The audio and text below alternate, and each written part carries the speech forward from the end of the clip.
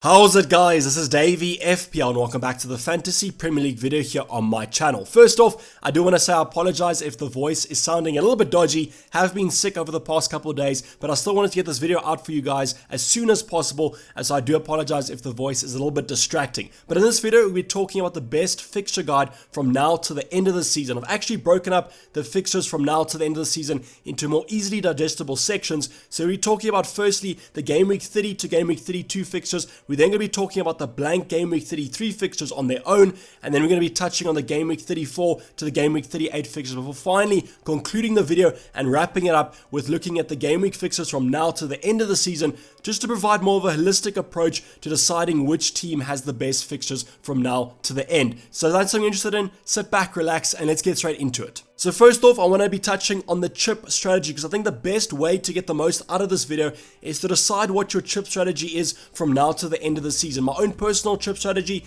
is to use that wild card next game week in game week 31, but for those of you who want a wild card in game week 30, I'll be getting up a wild card draft for you guys tomorrow, so just stay tuned for that. But why I'm saying you should be using your chip strategy before watching this video is because then you can allow yourself to decide which players you want. Maybe if you want to be using a free hit in a blank game week 33, then you can completely ignore the fixtures that happen in there and just simply use your strategy for the game weeks before that and in the game weeks after that. And that's just basically why you have to get your chips in order before making your decision. Obviously, there are fixtures that have not been confirmed yet, more to the end of the season, so you can't really plan for those, but just get a brief idea of when you want to be using those wild cards, those free hits, those bench boosts if you still have them, because that allows you to get the most out of your planning. But that's enough for the chip strategy. Let's get on to the game weeks. So firstly, I just want to talk about game week 32, because I know there's going to be those of you guys who are looking through the fixtures and then suddenly come across game week 32 and suddenly think, where has this blank game week come from? But game week 32 won't be a blank game week. The only reason why this hasn't been confirmed when those fixtures will be taking place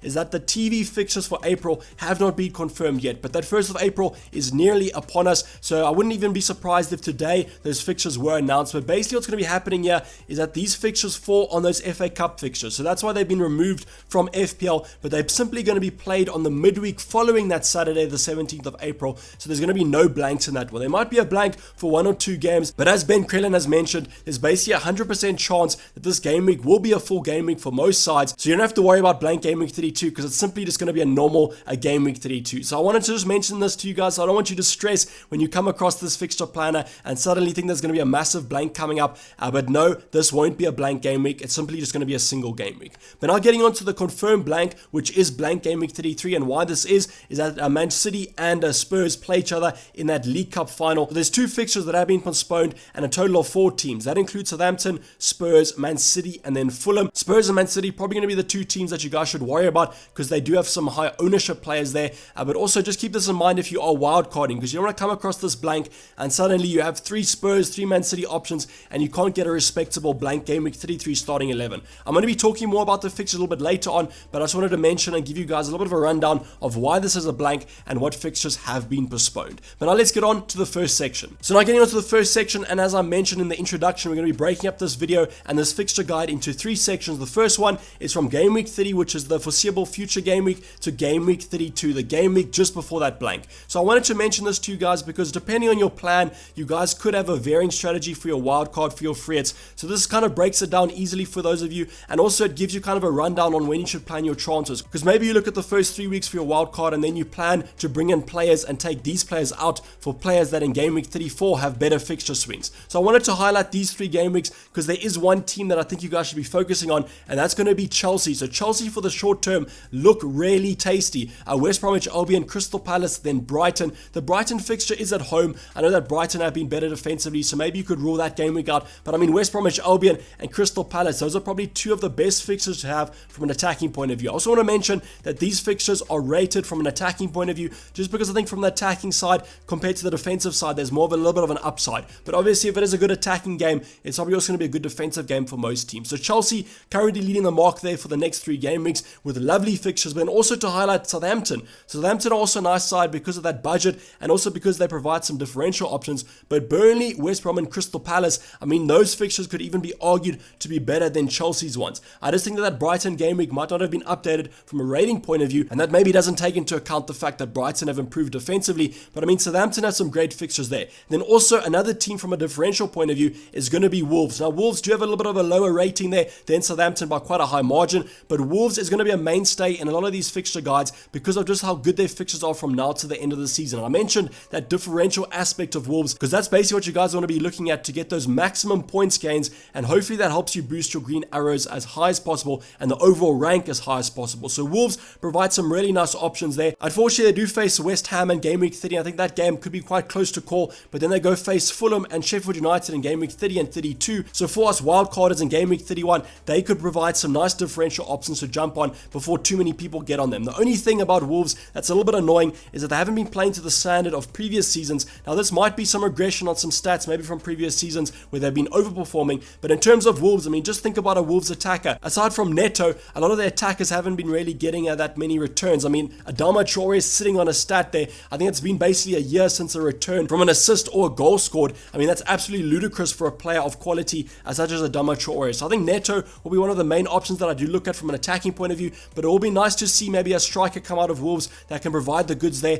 From a defensive point of view, also have some nice defensive options. I just worry a little bit about those fullback positions because there's been a lot of rotation this FPL season with kind of that Wolves backline, but definitely want to look out for a more kind of comfortable side, a more side that everyone kind of knows about there. Man City is next. They face Leicester in game week 30, which might go either way, but you got to favor Man City to probably get the win there. They also face Aston Villa in game week 32, which is an interesting one because I think that they should comfortably win that game, especially with the defense that Aston Villa currently have, not really performing to the standard that they should be. Jack Grealish should be back for game week 32 though, so it might be a little bit of an interesting contest there if he does make that midfield position to kind of see the shift in maybe Aston Villa getting a more dominant performance against Man City. But they do face Leeds in game week 31, and that's the fixture that you guys have to look at, because if I'm wildcarding in game week 31 or game week 30, I might be blinded to Man City because their fixtures don't look that good from now to the end of the season. But that Leeds fixture in game week 31, I think that's going to be one of the highest scoring game weeks of this season for Man City. So I definitely think that you should be looking at a couple of Man City options, and maybe a Kevin De Bruyne for a captaincy option. And then just remember that you could always take these players out before that blank game week 33 if you're not going to be getting a full starting 11. So that's enough of these players.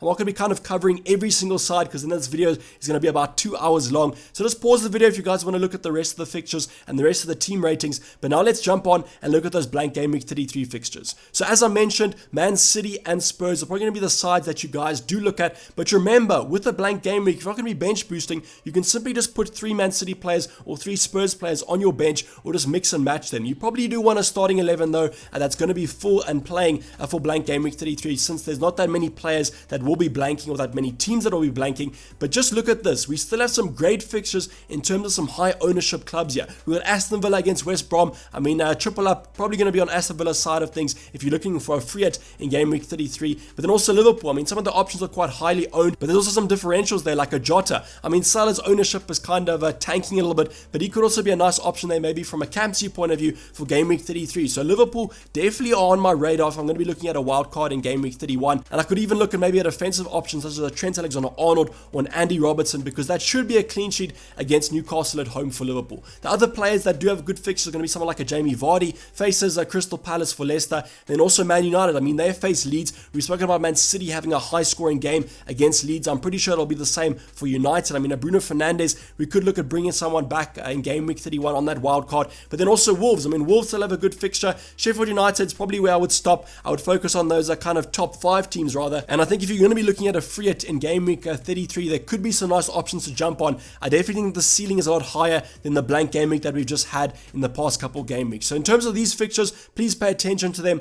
Those Aston Villa, those Liverpool options are probably going to be in your wild cards that you should be looking at. And just remember that we'll be doing a wild card video tomorrow. So I'm going to be using this video as kind of the basis for that video in terms of the stats and the fixtures. But now getting on to the last sort of section before we look at the fixtures in their entirety, it's going to be from game week 33 to game week 38. So just excuse the title there. Basically what I meant was from game week 33 to the end of the season. So that's game week 34 directly after it. So from game week 34 to game week 38, these are the fixtures that are the best in terms of the teams. So Arsenal there from game week 34 to game week 38 with the best fixtures. They face Newcastle, West Bromwich Albion, Chelsea, which is a little bit of a hit or miss. They've then faced Crystal Palace and Brighton on the last game week of the season. The one thing to note about game week 37 and game week 38 is that there could be some postponements here. There's a talk of maybe a mega game week with 2 game weeks being combined because the UK government wants to put fans in the stadium before the end of the season. So what they're talking about is maybe a postponement of those last 2 game weeks so that fans can return to the stadium stadiums, but that hasn't been confirmed yet, so I'm only going to be talking about the confirmed schedule, and I'm going to be taking the schedule as it is. So from game week 34 to game week 38, we have some new teams filling in here.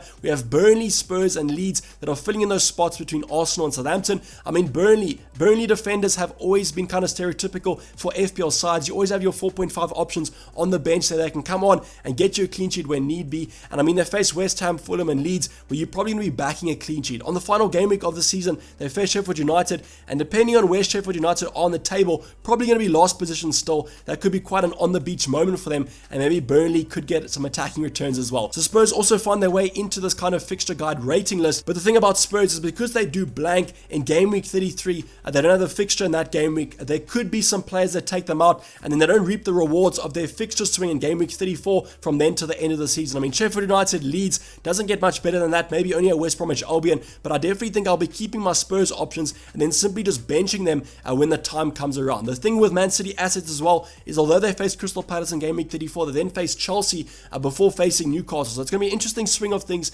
with those Spurs and those Man City options, and kind of what options you decide to keep in that blank game week 33 and what players you decide to take out. Leeds is also nice to see here because I own a couple of Leeds options. I probably like Leeds from an attacking point of view on that wild card as well, so we could still fit someone like a Rafinha or Bamford in and set up some good fixtures after that blank. Southampton yet again return here with those fixtures. A game week 34 and game week 35 aren't the best, so what I would kind of recommend is maybe if you do have a cheap option, just get a nice defensive rotation there that you could simply bench them for game week 34 and 35 and then bring on your better options for game week 36 and 37, and then hopefully you get some clean sheets on an attacking return. But Southampton's a nice one there because the defensive options and their attacking options are quite cheap, so if they don't get a return every single game week, it's not really the end of the world. But that's enough of these fixtures. Just as I said, pause the video if you guys want to look at the rest of the teams, but we'll be moving on. But now to look at the entirety of the fixtures from now to the end of the season, to just give us a kind of holistic approach on what teams we should be focusing on if you are wildcarding in game week 30 or game week 31. So the two teams here that I definitely will be focusing on if you were wildcarding, and that's kind of the reason why I'm edging towards a game week 31 wildcard instead of a game week 30 wildcard, is that you can see there Arsenal and Liverpool are the top two, but yet they face each other in game week 30, and that's why I want to go for the game week 31 wildcard rather and catch that kind of fixture swing, and also the fact that my team right now has better fixtures than kind of Arsenal and the Liverpool players do. So that's what I would kind of focus on if you are wildcarding now or next game week, is get those Arsenal options in, get those Liverpool options in, because they don't blank in game week 33 and their fixtures are quite good. I mean, Arsenal do face Everton, which is a little bit of a hit or miss fixture. Everton can either be really good defensively or really bad, and I think from the way Arsenal are playing, they also seem a little bit hit or miss, so you're kind of banking on them just doing well. But Liverpool options, definitely looking at that triple up. I mean, if you go for Sadio Mane, Mo Salah, and Diego Jota, I mean, that'll be absolutely maverick there, but I think most people will maybe just go for Jota, Salah, and then even maybe a defensive option. The nice thing about that Liverpool defense as well is that they do have some cheaper alternative centre backs. You just kind of have to predict who's going to be starting in that back line. I mean, Kabak is probably the one that you want to be looking at because I think he'll be starting most fixtures, but if a player like a Phillips is going to be in that starting lineup, then you could also look at him as a nice kind of differential option. Wolves, yet again,